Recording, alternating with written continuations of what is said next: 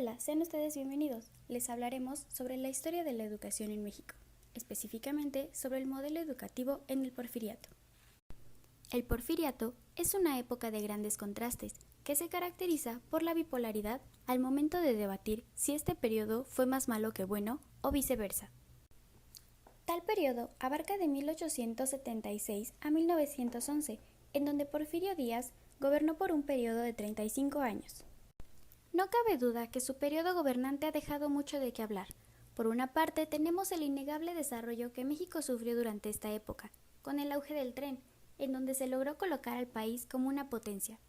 Por otra parte, que es la que nos compete, está la sociedad, donde se calcula que durante esta época vivían en México 15.2 millones de habitantes, donde el 71% vivía en zonas rurales. El 82% tenía 14 años o menos. Dato muy importante si hablamos del alcance que podía tener la educación en ese entonces. El 81% de la población adulta era analfabeta. Durante este periodo ubicó a dos grandes personajes, Justo Sierra, el creador de la Universidad Autónoma, y Carlos A. Carrillo, de los cuales hablaremos a lo largo del video. Comenzaremos hablando acerca de las influencias educativas del momento, las cuales fueron Pestalozzi, Herbart y Froebel, quienes fueron conocidos por Carrillo. Pestalozzi conceptualizó a la educación con un enfoque netamente social. El objetivo de la educación es preparar a los hombres para lo que deben ser en sociedad. Esto nos puede hablar un poco de la importancia que se le daba al hombre de la clase alta y su comportamiento en la sociedad. Lamentablemente esta característica no era homogénea, pues no se lograba que los índices de alfabetismo aumentaran durante este periodo. La educación es el desarrollo y la formación de las fuerzas y aptitudes humanas, a la que llamó el pedagogo suizo educación elemental.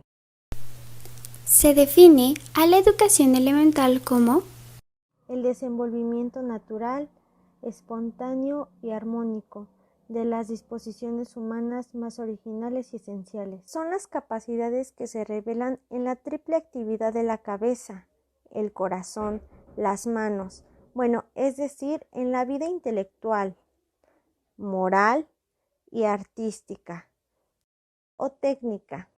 La reforma escolar correspondió a la década de los 80 del siglo XIX.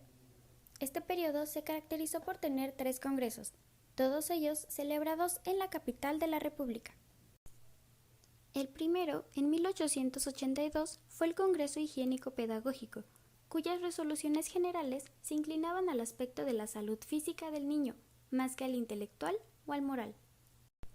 El primer Congreso de Instrucción, en 1889, tuvo como conclusiones generales la uniformidad de la educación elemental, que además sería obligatoria, gratuita y laica.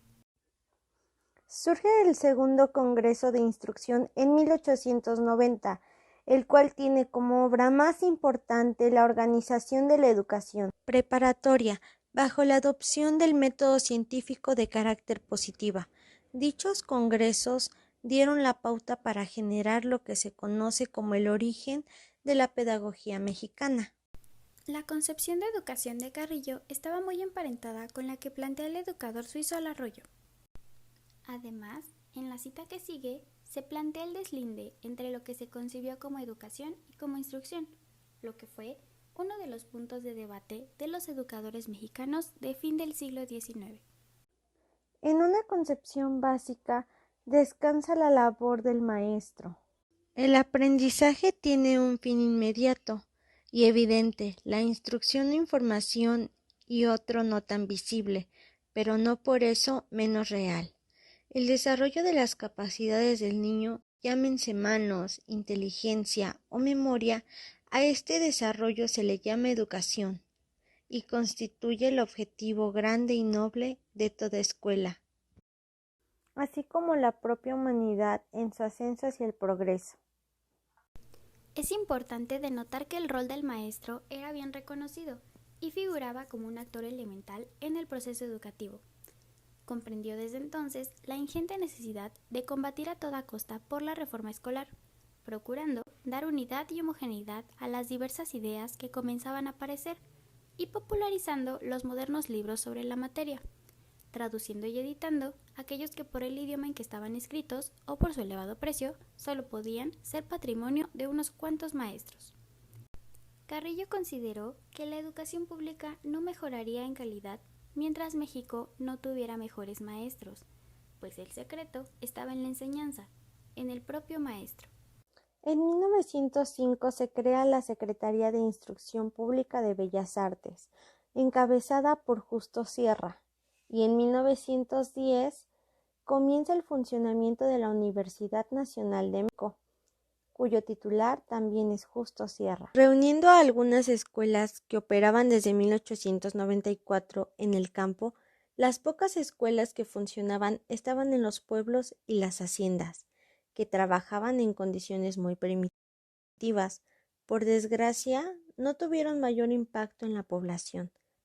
La Iglesia, por su parte, no expandió su labor educativa. Solo contaba con el 4% de los planteles existentes. Para 1910, la centralización era un problema muy importante, y con esto no solo me refiero a la Ciudad de México, sino también a las capitales, que ocupan como ahora a las comunidades rurales.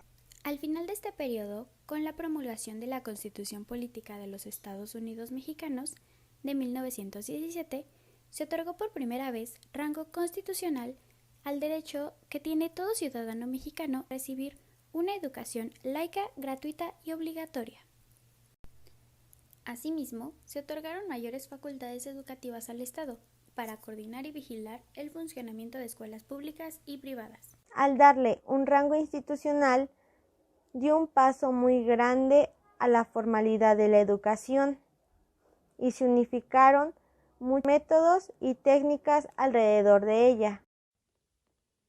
Con relación a la centralización, como ahora sigue siendo un problema, a pesar de contar con tecnología que puede ayudar a la descentralización educativa, considero que los recursos no están correctamente aplicados. No es que no se le preste atención a la educación rural. De hecho, ha tenido un auge junto con la inclusión, muy importante, pero desgraciadamente la distribución y uso de los recursos no es la correcta. Sabemos que se busca crear planes modernos que implementen tecnología a zonas rurales, otorgando tabletas o computadoras, cuando muchas veces en las escuelas no se cuenta ni con agua potable, mucho menos luz eléctrica. El comprender la realidad de nuestra educación es fundamental para crear planes apropiados que sean realmente útiles y logren un cambio. La ideología creada en esa época me parece muy valiosa, con base en 3 pedagogos previamente mencionados, en donde sus ideas sí implicaban un cambio social. Creo que el cambio que no se logró nos habla de un presente arrastrado por un pasado, donde los planes de continuidad son mínimos. El monitoreo de trabajo para validar el correcto funcionamiento y aplicación de los contenidos tampoco existía, y como hoy, sigue siendo ineficiente. Cabe aclarar que todas estas ideas que se quieren vender como nuevas o innovadoras en los nuevos planes educativos tienen fundamentación pedagógica de muchas épocas. En lo que se debería innovar es en la aplicación, metodología y tropicalización de contenidos, respetando y valorando todos esos factores que influyen para que la educación sea de calidad y logre aprendizajes significativos.